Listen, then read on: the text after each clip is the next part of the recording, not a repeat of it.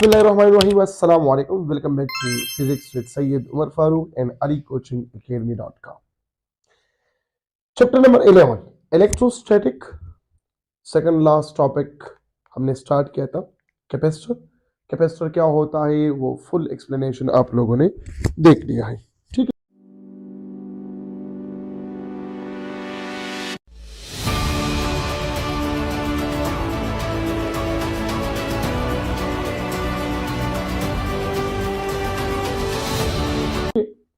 अब capacitance in its unit, capacitance क्या होता है? अगर आपको याद है तो हमने ये पढ़ा है कि दो प्लेट से, एक है पॉजिटिव प्लेट और दूसरा है नेगेटिव प्लेट। इन दो प्लेट्स के दरमियान में हमने क्या रखे, एक सोर्स ऑफ एमएफ, ये आ गया अल्टरनेटिंग सोर्स आ गया, ये प्लस और ये माइनस, क्लियर है। यहां पे जो हमने वोल्टेज दिया है, जब ये इस पोटेंशियल डिफरेंस के बराबर हो जाए तो फर्दर डिपॉजिट नहीं होगा, फर्दर डिफ्यूजन नहीं होगा, नेगेटिव चार्ज नहीं आएगा इस प्लेट पे, ठीक है। जब ये वोल्टेज हम इंक्रीज करें तो चार्जेस भी इंक्रीज हो जाएंगे, ठीक है। तो ये हमने पढ़ा है कि Q is directly proportional to V। जब V इंक्रीज होता है तो चार्ज इंक्रीज होगा, V डिक्रीज होता है तो चार्ज भी डिक्रीज होगा, क्लियर होगी बात।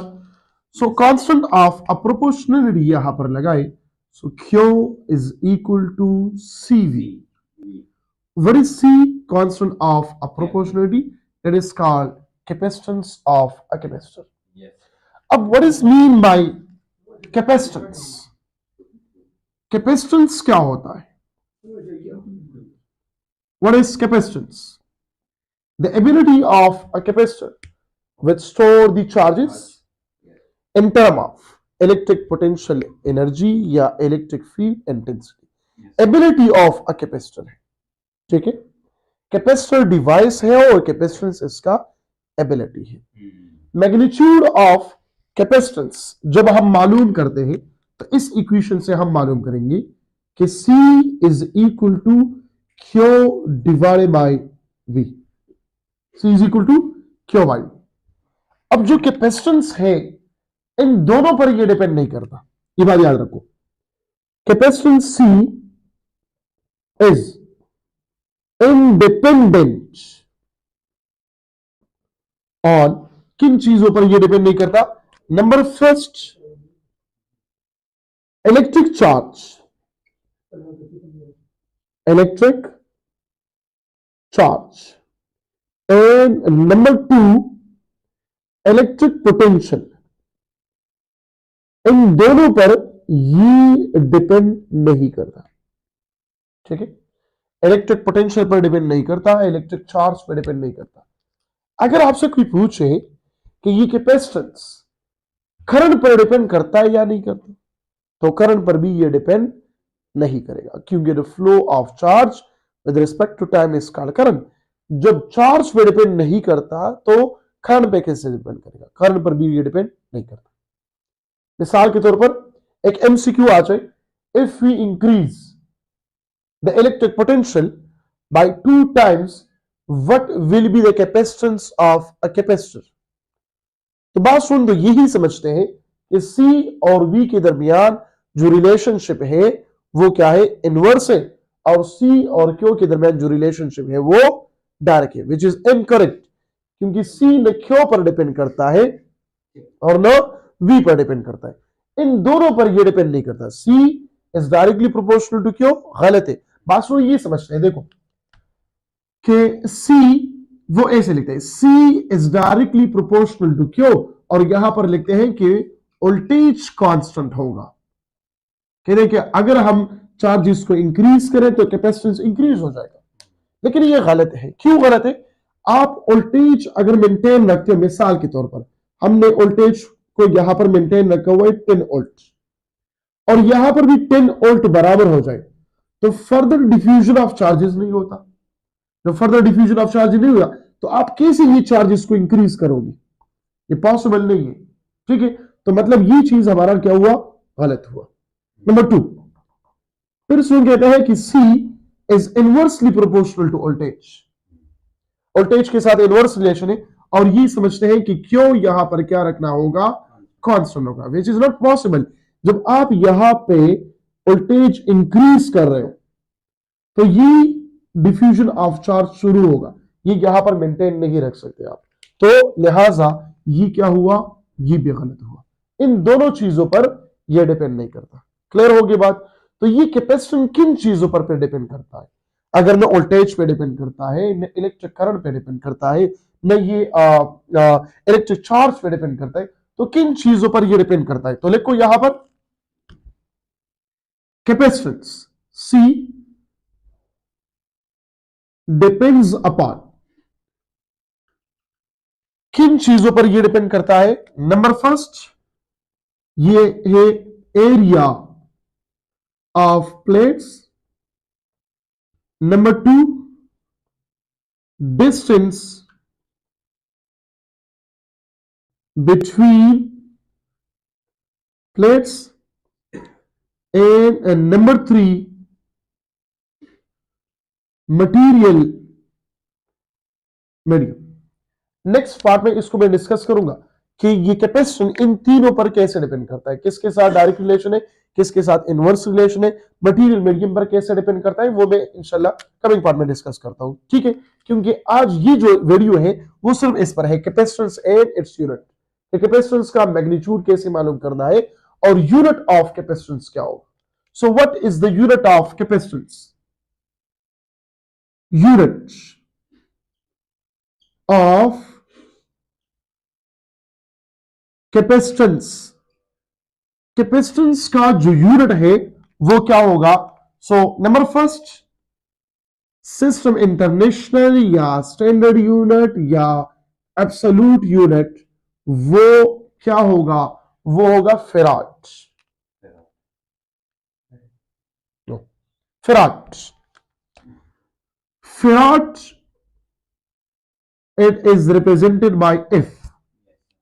नंबर 2, ये फेराड किस चीज से डिराइव हुआ है, डिराइव यूनिट ऑफ कैपेसिटेंस, ये फेराड किस चीज से डिराइव हुआ है। तो देखो C is equal to Q by V। So number first यहां पर लिखो, नंबर 1 फेराड ये बराबर है Q डिवाइडेड बाई V है, तो कूलम डिवाइडेड बाई वोल्ट आ गया। मैं यहां पे लिखवाता हूं C is equal to Q divided by V, इससे आ गया कूलम डिवाइडेड बाई वोल्ट। या इसके अलावा नंबर 2, ये फेराड ये बराबर है coulomb square divided by joule की। किसे आता है ये वोल्टेज बराबर है किस चीज के, चार्ज, सॉरी वर्क डन पर यूनिट चार्ज के बराबर है। जब आप वोल्टेज की जगह ये वर्क डन पर यूनिट चार्ज पुट कर दो तो चार्ज ऊपर जगह तो चार्ज स्क्वायर होगा, charge square divided by work तो आ जाएगा क्या, coulomb square divided by joule आ गया।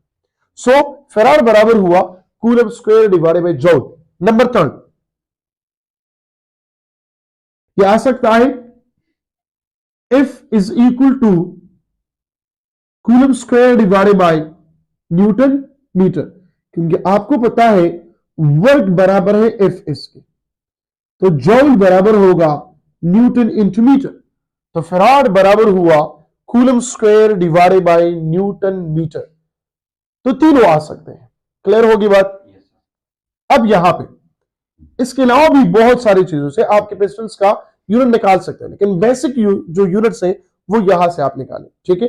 आप फ्रीक्वेंसी से निकाल सकते हो, फ्रीक्वेंसी इज इक्वल टू, ये जस्ट मैं देता हूं, हेंस देता हूं F is equal to 1 divided by 2 pi under root N L into C, इस इक्वेशन से आप निकाले। क्लियर होगी बात। यहां से सी को यहां पे लाए, एफ को यहां पे लाए, अंडर रूट वगैरह खत्म करें, आप लोग के जो है वो होमवर्क हो गया, खुद मालूम करें। अब in term of base units ये कैपेसिटेंस कैसे लिखे, कैपेसिटेंस का जो यूनिट है इन टर्म ऑफ बेस, तो कूलम स्क्वायर ये बराबर है किस चीज के, कूलम स्क्वायर बराबर हुआ ampere square second square, newton बराबर है kilogram metre divided by second square, और ये मीटर अपनी जगह पर, सेकंड स्क्वायर ऊपर जाएगा तो क्या बनेगा ampere square second power 4 divided by kilogram into metre square. या हम लिख सकते हैं kilogram power -1 metre power -2 second power 4 और a power 2। So this is the base unit of capacitance. ये इसका बेस यूनिट आ गया। क्लियर नजर आ रहा है? ठीक है। नाउ इसका डायमेंशन क्या होगा? What is the dimension of capacitance? Capacitance का जो डायमेंशन है, देखो बेस यूनिट से हमेशा के लिए हम डायमेंशन लिखते हैं, क्योंकि हम कहते हैं द पावर पॉजिटिव और negative of base physical quantity. तो बेस यूनिट ये है, देखो kilogram power -1 metre power -2 second power 4 और a पावर 2। तो किलोग्राम की जगह आ जाएगा कैपिटल M, -1 अपनी जगह पर, m स्क्वायर तो l स्क्वायर लेकिन l पावर -2, सेकंड पावर 4 तो t पावर 4 और a पावर 2 तो a power 2। This is the dimensional formula for capacitance. Clear होगी बात? तो कैपेसिटेंस क्या होता है और इसकी यूनिट्स क्या है? तो यूनिट्स में फिर इसका एसआई यूनिट क्या है, इसका डिराइव यूनिट क्या है, इसका बेस यूनिट क्या है, तो इससे एमसीक्यू की पॉसिबिलिटी है। क्लियर हो रही है बात? इससे एमसीक्यू की पॉसिबिलिटी है। Q is equal to CV है। देखो Q is equal to CV, तो C is equal to Q divide by V। इस तरह आता है कूलम डिवाइड बाय वोल्ट। मिसाल के तौर पर देखो, मैं आप लोगों को दो एमसीक्यूज देता हूं, इसका आंसर आप लोग कमेंट सेक्शन में बता दीजिए। सिंपल है, coulomb per volt is the unit of option A capacitor, option B resistor, option C and option number D none of above। Simple question है, इस क्वेश्चन का जवाब दे रहे कमेंट सेक्शन में विद एक्सप्लेनेशन कि ABCD कौन सा करेक्ट है और क्यों करेक्ट है। तो इंशाल्लाह मिलते हैं नेक्स्ट पार्ट में, जिसमें मैं करवाऊंगा capacitance of parallel plate capacitance. अपना बहुत सारा ख्याल रखिएगा। Thank you so much. Allah Hafiz.